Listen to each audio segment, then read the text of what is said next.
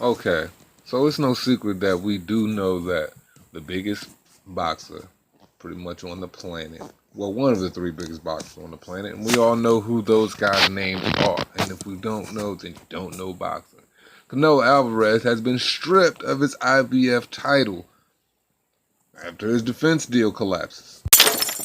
So, what we have here is a very charged up Oscar De La Hoya, from the looks of the article, saying he's slamming the IBF decision to strip Canelo. Man, he vows a legal fight. And I just wish to tell his coke-headed freaking ass to just be happy with the fact that you have Canelo. Be happy that you've reached the success that you have. You were a great fighter. I loved you growing up as a kid.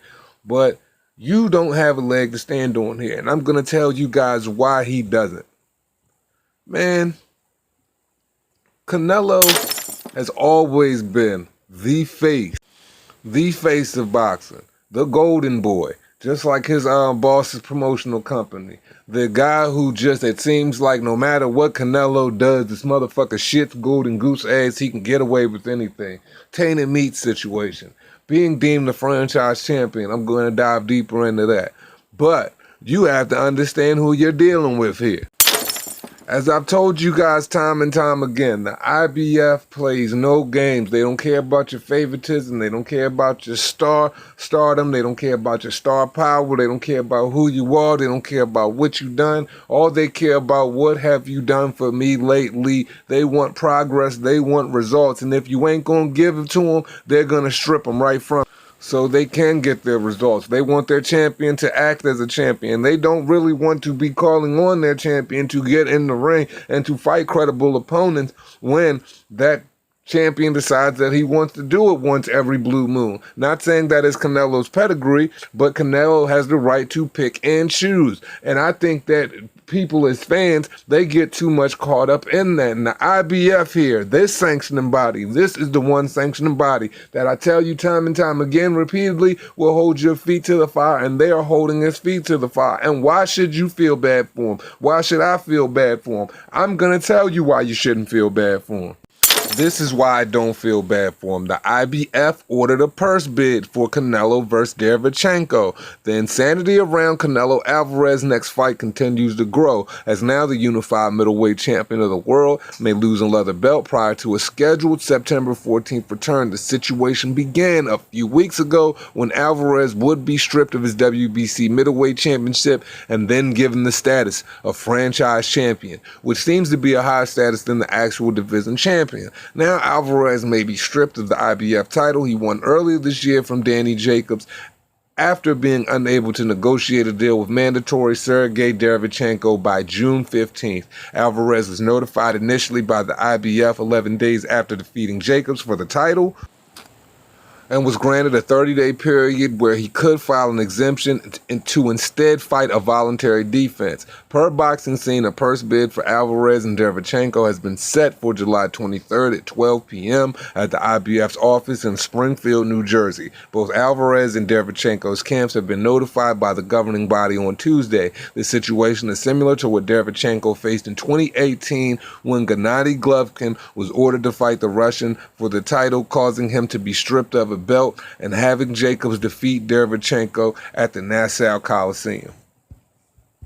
So, you guys heard it right there. Why the hell should I feel bad for him? Canelo Alvarez was notified by the IBF 11 days after defeating Danny Jacobs for the title and was guaranteed 30 days where he could have filed an exemption to fight a voluntary opponent. So you, being the cash cow of division, the guy that supposedly moves the needle, the only one that can move the needle, I should say, as Bob Arum would put it, the one where you should leave Canelo alone, let him do whatever he wants. The guy that was just granted $340 million for DAZN just to come over there and play ball and to move the needle, and subscriptions for DAZN USA, and to be the poster child for DAZN, you and Anthony Joshua, but you don't even have your people in place, or better yet, this dipshit dipshit Oscar De La Hoya because he's your promoter, so he should be slapped in the mouth because, damn, one thing I see Eddie Hearn doing is moving and shaking. So there is no reason why you should not have had an exemption filed with the IBF, especially when you know the IBF really plays ball, unlike other organ sanctioning bodies who like to drag their feet. So why should I feel sorry for fucking negligent stupidity?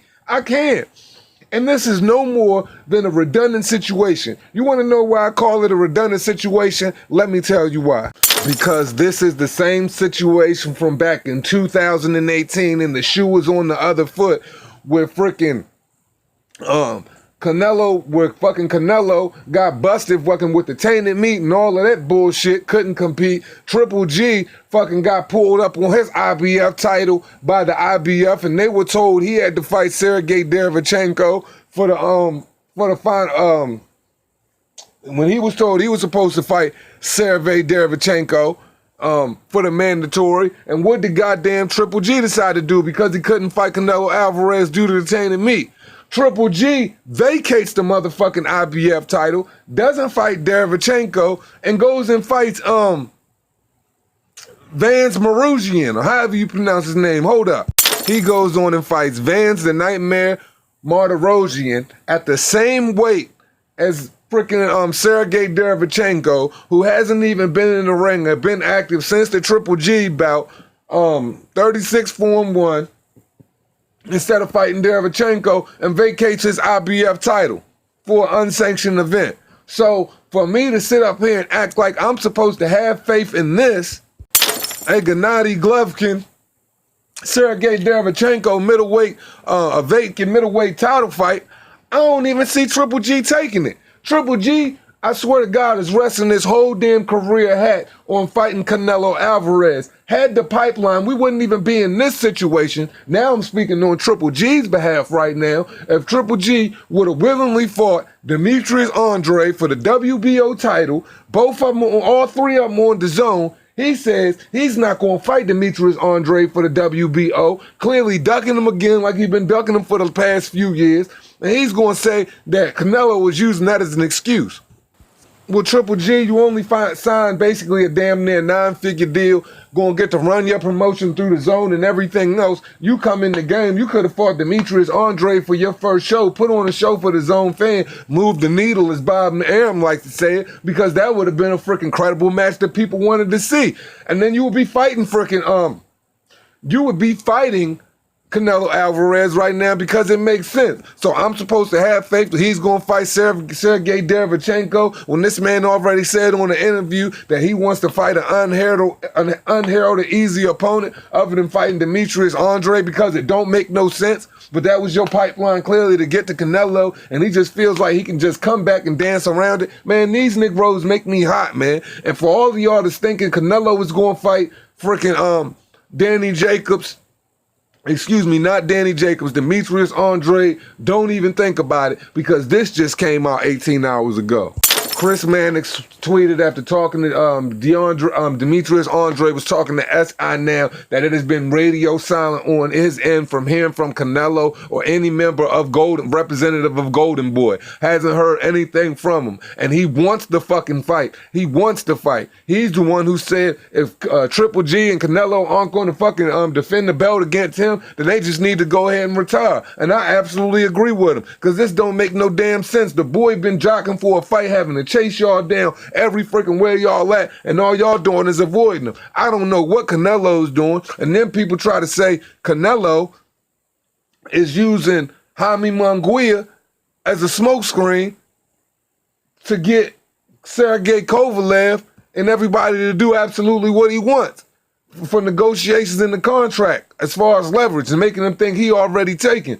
Absolutely not, because Sergey Kovalev is fighting Anthony Yard, and I'm 100% sure if Sergey Kovalev had to pick between Anthony Yard and goddamn Canelo, he would be picking Canelo, but obviously not, The pay must have fucking sucked, because if Sergey Kovalev is going to fight Anthony Yard and he getting paid over there, then what you try to underhand pay him, I can't feel bad for you. You holding everybody up, from Callum Smith talking about fighting Callum Smith, Jaime Munguia, a guy that ain't even your weight. Triple G don't even want to put on no show. Y'all make this motherfucker a final eliminator like y'all gonna get him to fight for the IBF title. Triple G already made it clear he don't want to fight for no titles. The only person he's gonna fight is Canelo. I can't defend him no more. And if any of y'all can defend him, I don't know what to say. And as far as Canelo, I do not feel bad for him. So we just gonna have to see what happens, man. And as we always say at the end of this joint, it costs you nothing to pay a nigga no mind. Respect.